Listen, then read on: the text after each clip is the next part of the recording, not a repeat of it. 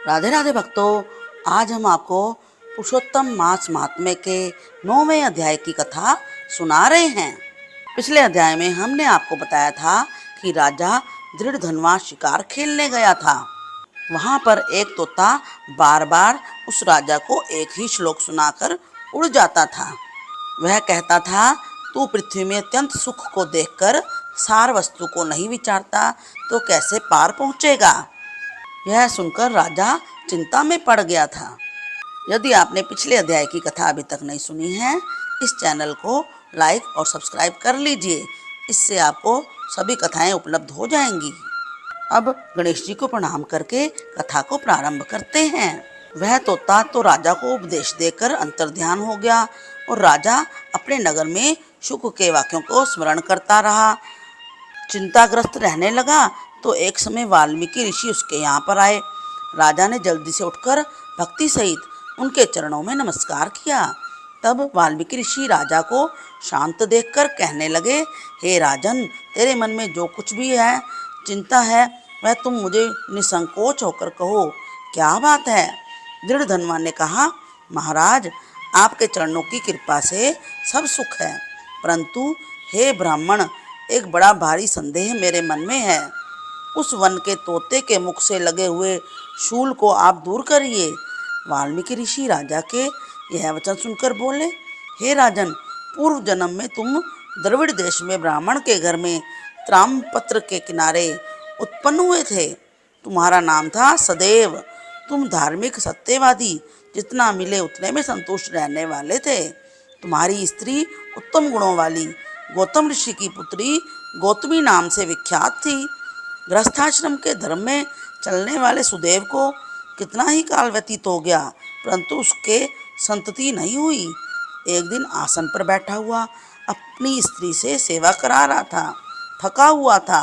वह ब्राह्मण कहने लगा, हे सुंदरी, संसार में पुत्र से परे कोई सुख नहीं, क्योंकि तप दान से उत्पन्न पुत्र परलोक में सुख देते हैं। शुद्ध वंश में उत्पन्न हुई संतति इस लोक और परलोक में सुख देती है। उस श्रेष्ठ संतति को मैं प्राप्त ना कर सका तो मेरा जीना ही व्यर्थ है। मैंने उसे वेद अध्ययन नहीं कराया, ना उसका विवाह आदि किया, अतः मेरा जन्म वृथा है। इसलिए मेरी मृत्यु शीघ्र ही हो जाए तो अच्छा है।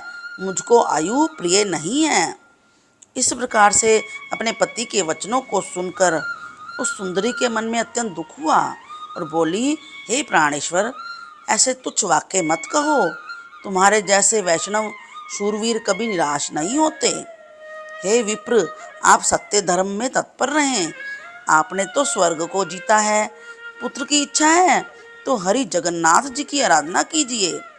वह ब्राह्मण श्रेष्ठ अपनी धर्मपत्नी के ऐसे वचन सुनकर निश्चय के साथ ताम्रपर्णी नदी के किनारे चला गया। वहां जाकर पुण्य तीर्थ में स्नान करके महाभयंकर तप करने लगा। ऐसे उस तपोनिधि के 4000 वर्ष बीत गए। हे ब्राह्मण, उसके तप से त्रिलोकी कांप उठी। सुदेव का महाउग्र तप देखकर बड़े वेग से गरुड़ पर चढ़कर भक्त वत्सल श्री भगवान प्रकट हो गए।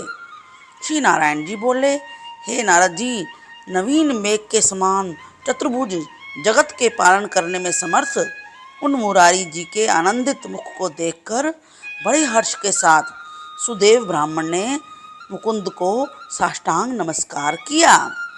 वाल्मीकि ऋषि कहने लगे, इस प्रकार से विष्णु की स्तुति कर ब्राह्मण सुदेव हरि के आगे बैठ गया। तब भगवान ऐसी स्तुति सुनकर मेघ के समान गंभीर वाणी बोले, हे वत्स, तुमने बड़ा घोर तप किया है, इसलिए जो इच्छा हो वर मांगो। सुदेव बोला, हे नाथ, जो आप प्रसन्न हैं तो मुझको एक श्रेष्ठ पुत्र दीजिए। इस प्रकार से ब्राह्मण के वचन सुनकर श्री हरि भगवान बोले, हे वत्स, पुत्र का सुख विधाता ने तेरे भाग्य में नहीं लिखा। मैंने तेरे भाग पट्ट के सब अक्षर देख लिए हैं, परंतु उनमें 7 जन्मों में भी तुझे बेटे का सुख नहीं है।